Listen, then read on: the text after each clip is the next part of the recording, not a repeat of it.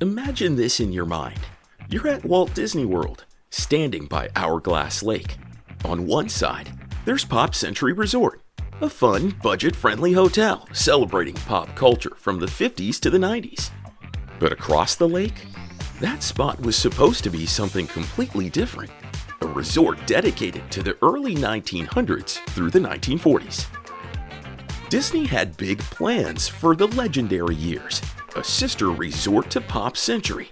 But those plans never came to life. Construction started, buildings went up, and then, suddenly everything stopped. For almost a decade, the unfinished resort just sat there, silent, abandoned, and forgotten. So what happened? Why did Disney leave an entire resort unfinished? And how did this abandoned project eventually turn into Disney's Art of Animation Resort? Let's take a look at one of Disney's most interesting what could have been stories, the resort that was never built. Before we get going, please take a quick moment to hit those like and subscribe buttons to help support our channel. Let's get going. In the 1990s, Disney was looking to expand its lineup of budget-friendly hotels. The All-Star Resorts had already proven to be a big hit, offering affordable accommodations with oversized, playful decorations based on sports, music, and movies. Seeing the demand for more value resorts, Disney decided to go even bigger with a brand new concept, Pop Century Resort, a hotel designed to celebrate 100 years of pop culture. The resort was planned as two distinct sections, each representing different time periods in American history. The classic years, covering the 1950s through the 1990s, would feature bright, oversized icons like Rubik's Cubes, yo-yos, and rollerblades. Across the lake, the legendary years, representing the 1900s through the 1940s, would showcase vintage cars, rotary telephones, and other nostalgic nods to the early 20th century. A pedestrian bridge over Hourglass Lake would connect both halves, allowing guests to experience a full century of American culture in one resort. Construction on the classic years moved quickly, and by the early 2000s, the resort was nearly ready to open. However, everything changed in 2001. The September 11th attacks sent shockwaves through the travel industry, leading to a sharp decline in tourism. Facing financial uncertainty, Disney made a tough decision. While the classic years would move forward and eventually open in 2003, construction on the legendary years was indefinitely put on hold. For years, the half-built resort sat untouched, a forgotten piece of Disney history slowly fading into the background. When Disney hit pause on the legendary years in 2001, most people assumed it was temporary. The buildings were already partially constructed, with concrete shells standing in place. Surely, once tourism bounced back, Disney would finish the resort, right? But that never happened. As the years went by, the legendary years section remained eerily empty. The unfinished buildings became a bizarre sight for guests staying at Pop Century, who could see them sitting just across the lake.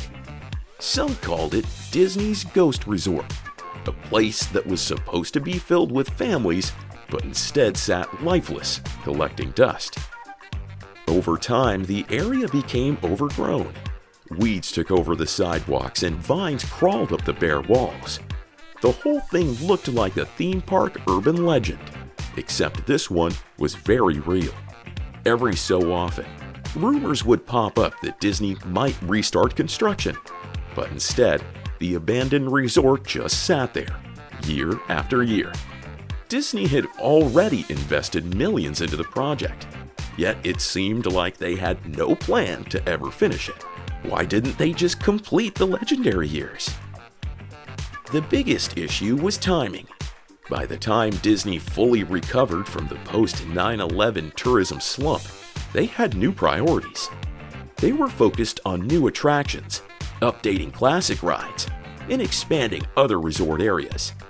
The demand for a hotel themed around the early 1900s just wasn't there anymore. So instead of moving forward, Disney let the legendary years rot until nearly a decade later, when finally they decided to do something with the land. But instead of finishing what they started, they had a brand new idea. By the late 2000s, it was obvious. Disney had no plans to finish the legendary years. The idea of celebrating the early 1900s just didn't have the same excitement as it once did, and the half-built resort had become nothing more than an eyesore. Guests at Pop Century could still see the abandoned structure sitting across the lake, a constant reminder of a project that had never been completed. In 2010, Disney finally made a decision. Instead of finishing the legendary years as originally planned, they would completely transform the space into something brand new. This time, rather than focusing on pop culture history, the resort would celebrate something far more familiar and exciting: Disney's animated movies.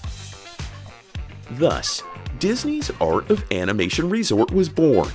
Rather than tearing everything down, Disney chose to repurpose the unfinished buildings and remodel them into family suites based on beloved films. The resort would feature 4 immersive themed areas: a Finding Nemo section with an oceanic landscape and massive pool, a Cars area designed to look like Radiator Springs, a Lion King section filled with jungle-themed scenery, and a Little Mermaid area, the only one with standalone hotel rooms instead of suites. Construction moved quickly, and by 2012, Art of Animation officially opened. Families loved it. The resort's larger-than-life movie themes, bright colors, and immersive environments made it an instant hit. Just like that, the legendary years were erased, its unfinished buildings given a new identity. But for Disney history fans, reminders of the past still exist, hidden in plain sight for those who know where to look. Before it was abandoned, the legendary years was designed to be the perfect counterpart to Pop Century's classic years. Instead of celebrating pop culture from the 1950s to the 1990s, its primary focus was on the early 1900s, a time of jazz music, silent films, and the golden age of Hollywood. Each section of the resort would have been themed to a specific decade, with massive, oversized decorations representing key moments from that time period. Guests would have walked past Model T Fords and silent film projectors in the 1900s section, seen tributes to ragtime music and early baseball in the 1910s, and experienced the glitz and glamour of Art Deco architecture in the 1920s section. The 1930s would have showcased the rise of Hollywood, complete with vintage Mickey Mouse imagery, while the 1940s section would have likely included World War II era designs, Rosie the Riveter-style propaganda art, and big band swing music. But here's the problem. Would kids and families really care? Unlike the classic years, which featured bright, fun, and nostalgic pop culture references, the legendary years would have been filled with history that most guests weren't personally connected to. While the idea may have been interesting, it wasn't as marketable. In the end, Disney made the right call by scrapping the project and replacing it with a resort themed around iconic animated movies. Still, for Disney history fans, the legendary years remains one of the most fascinating what-could-have-been stories. Even though Disney never finished the legendary years, a few clues from the abandoned resort still exist today, hidden in plain sight. One of the biggest remnants is the Hourglass Lake pedestrian bridge that connects Pop Century and Art of Animation.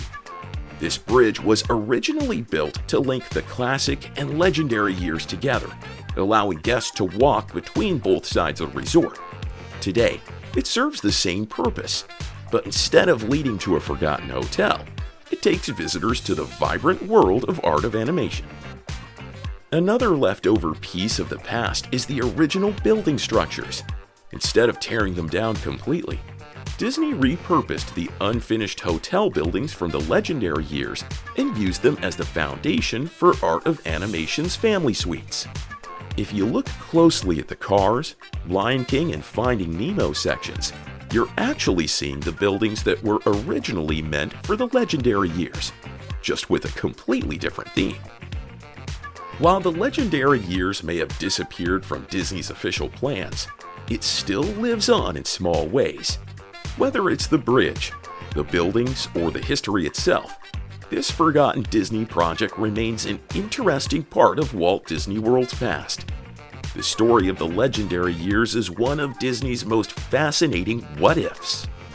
What started as a grand plan to celebrate a full century of pop culture turned into an abandoned project, left to sit for nearly a decade before being transformed into something entirely different. Had things gone as originally planned, guests today would have been staying in a resort filled with early 1900s nostalgia, walking past giant Model T Fords and vintage movie reels. But in the end, Disney made the right call, choosing to replace history with something more exciting and relevant to modern families. Instead of celebrating the past, the space became a tribute to some of Disney's most beloved animated movies, bringing a whole new kind of magic to the area. So, next time you're at Art of Animation or Pop Century, take a moment to think about what could have been. Because even at Disney, not every dream comes true. We hope you enjoyed this journey into Disney's abandoned history. Please take a moment to support our channel by hitting those like and subscribe buttons. Don't forget to leave us a comment if you've ever had thoughts about this resort. Until next time, my Disney friends, keep dreaming.